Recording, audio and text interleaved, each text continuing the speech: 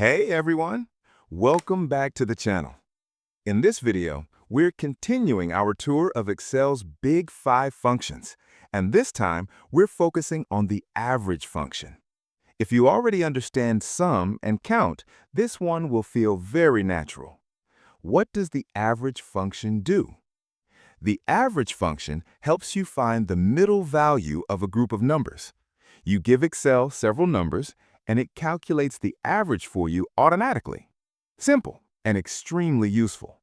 Just like other Excel functions, you can either type it manually or use Excel's built-in tools to insert it.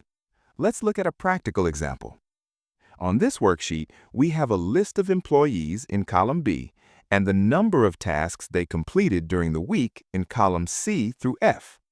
Each column represents a different day of the week, Monday through Thursday. What we want to calculate is the average number of tasks completed by one employee across those 4 days. Click on the cell where you want the average to appear. Type equals average. As soon as average appears in the suggestion list, press the Tab key. Now Excel asks for the range of numbers to work with. Select the cells for that employee, for example, C3 to F3. Close the bracket, press Ctrl plus Enter to stay in the same cell. Excel instantly calculates the average number of tasks completed. Nice and clean.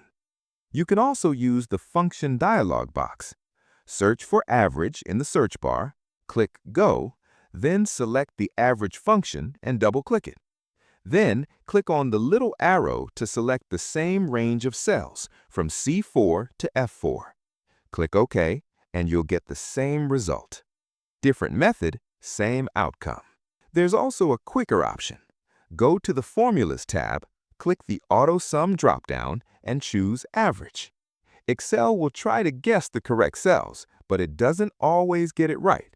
If the selection is wrong, just highlight the correct cells manually.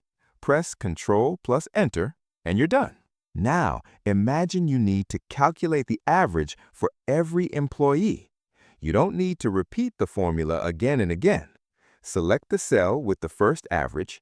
In the bottom right corner, you'll see a small green square.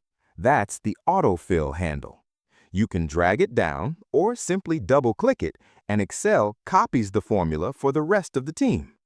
Click on one of the copied cells. You'll notice that the formula now refers to different rows. Excel automatically adjusts the cell references. This behavior is called relative referencing. When you copy a formula, Excel updates the references to match the new location.